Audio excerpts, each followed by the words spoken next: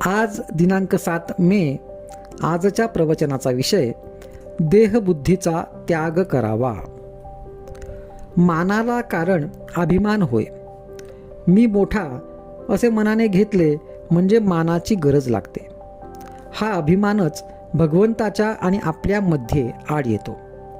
हा अभिमान घालवायला गुरु आज्ञेत राहणे, त्यांना शरण जाणे आणि त्यांनी सांगितलेली साधने करणे हे उपाय आहेत. पण ही साधने निरभिमानाने झाली पाहिजेत. हा अभिमान फार सूक्ष्म असतो.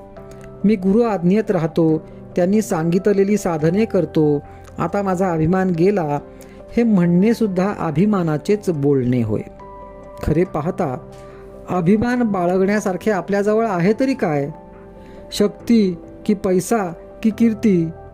जगात आपल्यापेक्षा कितीतरी लोक मोठे आहेत, पण मौज अशी की भिक्षा मागणाऱ्याला सुद्धा मोठा अभिमान असतो.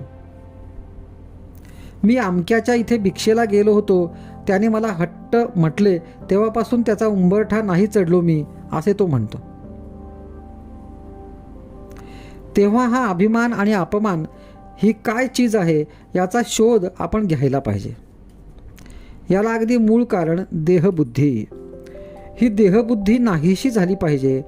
एखाद्या झाडाला खत घालीत गेले तर ते मरेल कसे? मला लोकांनी बरे म्हणावे, मान द्यावा, शिव्या दिल्या तर वाईट वाटते, हे देहबुद्धीला खत घालण्यासारखे आहे. चांगले वाईट, मान अपमान सर्व देवाला अर्पण करावा. वस्तुतः कर्तेपणच त्याच्याकडे सोपवावे, म्हणजे त्या कृत्याचे परिणाम मनावर होऊ देऊ नयेत. व्यवहारात थोडा अभिमान लागतोच, पण तो केवळ कारणापुरता असावा. वरिष्ठाने नोकरांशी वागताना अभिमान पाहिजे, पण तो तितक्याच पुरता. त्याचा मनावर परिणाम होऊ देऊ नये. ही देहबुद्धी, हा अभिमान जायला सद्गुरूचे होऊन राहावे. निदान बळजबरीने तरी मी त्यांचा आहे असे म्हणावे.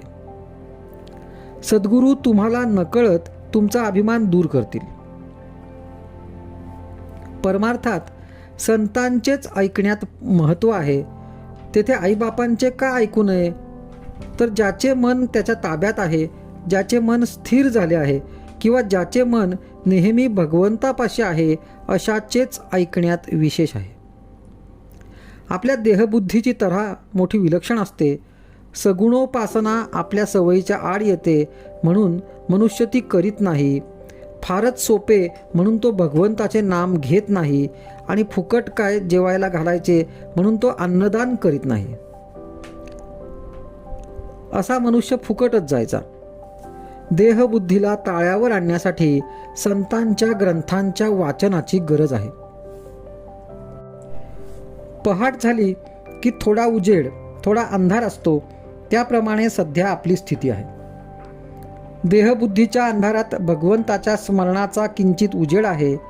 हा देहबुद्धीचा अंधकार जाऊन पूर्ण प्रकाश दिसायला भगवंताच्या अनुसंधानासारखा दुसरा कोणता उपाय असणार? आजचा सुविचार: मीपणाची आणि अभिमानाची पूर्णाहुती देणे हाच खरा यज्ञ होय.